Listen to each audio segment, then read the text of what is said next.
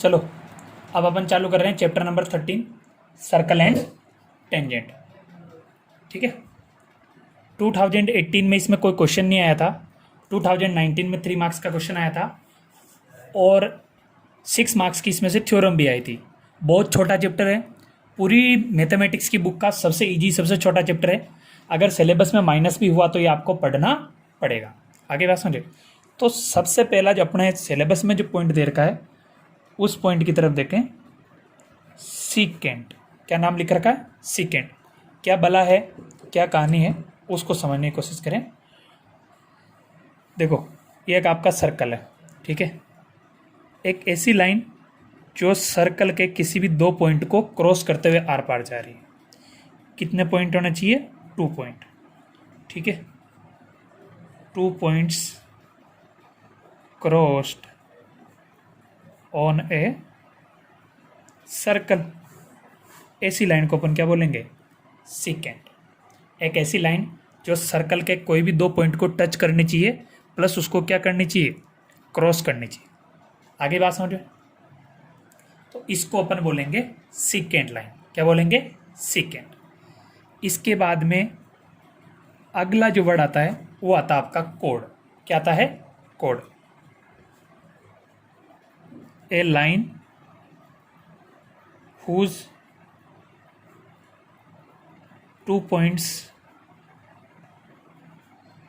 touches the circumference of circle. एक ऐसी line जिसके कोई भी 2 पॉइंट सर्कल की सर्कमफेरेंस को टच करते हो। ये लाइन देखो, ये सीकेंट थी, भी क्या बन गई? कोड बन गई। ये लाइन देखो, सीकेंट थी, भी क्या बन गई? कोड। आगे बात समझे। अब यहाँ से छोटे छोटे कॉन्सेप्ट निकल के आएंगे, अच्छी तरह से तैयार करना है। अभी जो मैं पढ़ा रहा हूँ वहाँ से लेके जो सर्कल की राम कहानी है, बोर्ड में कम से कम 12th + 13 चैप्टर दोनों को मिला के कम से कम 10 मार्क्स के क्वेश्चन आता है। कितने मार्क्स के? 10 मार्क्स के। ये चीज़ समझ में आएगी तो आपको आगे की चीज़ समझ में आएगी। आगे बात समझे। अब एग्जाम में कई बार पूछा जाता है largest code of the circle. Circle के अंदर लार्जेस्ट कोड कौन सा होता है? तो आपका उस केस में आंसर आना चाहिए, ये मैंने लाइन खींच दी तो इस लाइन को अपन क्या बोलेंगे? डायामीटर। क्या बोलेंगे? डायामीटर। क्या बोलेंगे? डायामीटर। कभी भी जिंदगी में कोई पूछ दे कि largest code of the circle क्या रहता है, तो वो आपका क्या रहता है? Diameter of the circle. और अब डायमीटर की डेफिनेशन पूछे तो आपको ध्यान रखना है, a line which passes through the centre of circle, उसको आप क्या बोलोगे? डायामीटर। आगे बात समझो। चलो नेक्स्ट, अगला जो पॉइंट आता है उसका नाम है टेंजेंट। ये मैंने आपको कंस्ट्रक्शन पहले इसलिए करवाया कि चीज़ें आपको बहुत आसानी से समझ में आ। देखो, ये सर्कल है ना, सर्कल की सर्कमफेरेंस के किसी भी एक पॉइंट को टच करती हुई लाइन जा रही है, उसको अपन बोलेंगे टेंजेंट। क्या बोलेंगे? टेंजेंट। और इस पॉइंट को अपन बोलेंगे पॉइंट ऑफ कॉन्टेक्ट और टेंजेंट पॉइंट, दोनों नाम दे सकते हैं। यह पॉइंट ऑफ कॉन्टेक्ट भी बोल सकते हैं और टेंजेंट पॉइंट भी बोल सकते हैं। आगे बात समझिए। At a point only one tangent can be drawn. Circle के किसी एक पॉइंट पे केवल एक ही टेंजेंट ड्रॉ की जा सकती है। ये बोर्ड में कई बार क्वेश्चन पूछा जा चुका है। How many tangent can be drawn at a point on the circle? आपका आंसर आना चाहिए only 1 and 1 tangent can be drawn, एक पॉइंट पे। अब आपके दिमाग ख्याल आना चाहिए कि सर मैं यहां से निकालने की कोशिश करूंगा तो सर्कल को क्रॉस कर जाएगी। आगे बात समझे। आपसे पूछ ले कि सर्कल के सर्कमफेरेंस पे या सर्कल पे कितनी टेंजेंट ड्रॉ की जा सकती है, ठीक है। तो वैसे तो इन्फिनिटी की जा सकती है, लेकिन आपको जो जवाब देना है वो देना है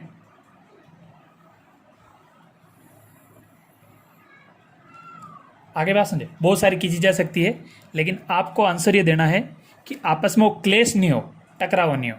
तो उस केस में आपको आंसर ध्यान रखना है टू टेंजेंट। आंसर क्या आना चाहिए? Two tangent. आपसे पूछ सकता है कि how many tangent can be drawn on a circle, तो आपका आंसर आना चाहिए टू टेंजेंट।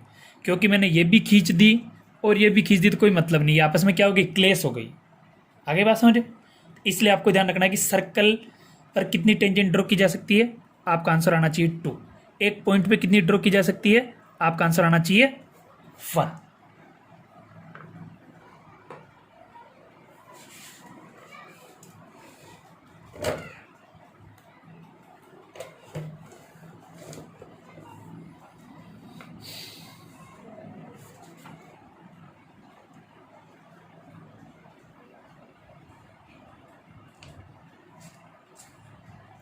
चलो नेक्स्ट, अब थ्योरम स्टार्ट हो रही है और ध्यान रखना बोर्ड में कम से कम 10 से 12 नंबर की थ्योरम पूछी जाती है। थ्योरम के बिना आपका काम खराब हो जाएगा, ढंग से समझने की कोशिश करें। थ्योरम 13.1, ये थ्योरम 13.1 ने कहती है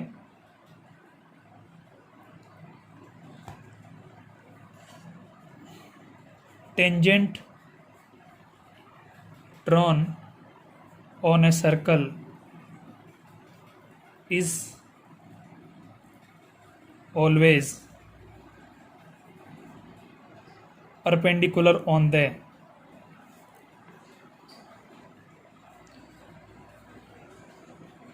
सेंटर ऑफ सर्कल। क्या कहानी है उसको देखो। ये मैंने ये ड्रॉ की टेंजेंट, आगे बात समझे।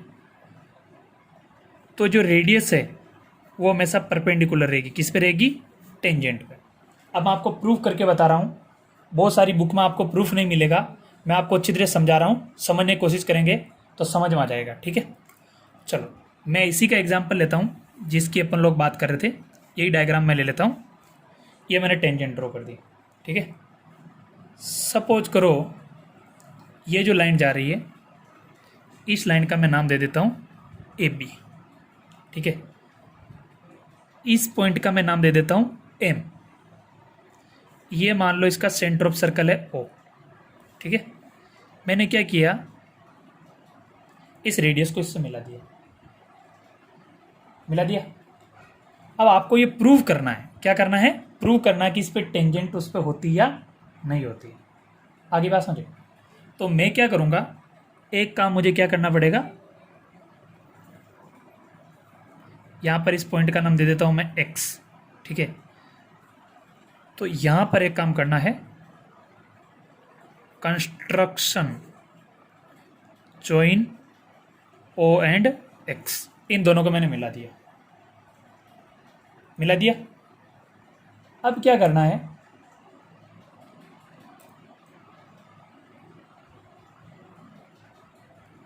अब इसको क्या करना है उसको समझने की कोशिश करें। अब मैं आपको यहाँ पर जो एक्स वैसे पूछा नहीं जाता, एक नंबर और छोटा सा पूछा जाता है, मैं सिर्फ इस पे फोकस करने के लिए बोल रहा हूँ आपको। जो अपना डायग्राम है, ये पॉइंट मैंने एक्स दिया था, इस पॉइंट का मैंने नाम लिया था ओ, और इस पॉइंट का मैंने लिया था एम। अब देखो ये 90 डिग्री एंगल बन रहा है, इसका मतलब ये आपका क्या रहेगा? Right angle triangle. अगर मैं पाइथागोरस थ्योरम की बात करूं, किसकी बात करूं? पाइथागोरस थ्योरम की।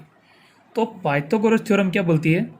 Hypotenuse square equal to perpendicular square plus base square. 90 degree के सामने हमेशा हाइपोटेन्यूस होता है, तो इसको मैं लिख देता हूँ ओ एक्स का स्क्वायर। थोड़ी देर के लिए मैं इसको परपेंडिकुलर मान लेता हूँ, तो इसको लिख दूँ मैं ओ एम का स्क्वायर, प्लस बेस को मैं लिख दूँ एक्स एम का स्क्वायर। अब मैं आपसे पूछ रहा हूँ, इन तीनों लाइन में सबसे बड़ी लाइन कौन सी होगी? सबसे बड़ी लाइन कौन सी होगी? आपका जवाब क्या आएगा? हाइपोटेनियस। हाइपोटेनियस। इसका मतलब कल के दिन में ये मैं आपको डायग्राम बना रहा हूं, बना दिया। ये लाइन मैंने खींच दी। अब मुझे प्रूव करना है ये मैंने इसको यहाँ से यहाँ मिला दिया, इसको ओ दे देते हैं, इसको क्या दे देते हैं एक्स। मुझे प्रूव करना है कि ये 90 डिग्री रहती ही नहीं रहती है। तो अगर ओ एक्स लार्जेस्ट साइड है तो इसका मतलब ए ओ एम वाली लाइन है, ये यहाँ पर एंगल बनाएगी 90 डिग्री का। ये आपको ध्यान रखना है, क्योंकि इसके अलावा आप कहीं पे ही पॉइंट लोगे, इस एम पॉइंट के अलावा कोई भी सीधा पॉइंट नहीं आएगा।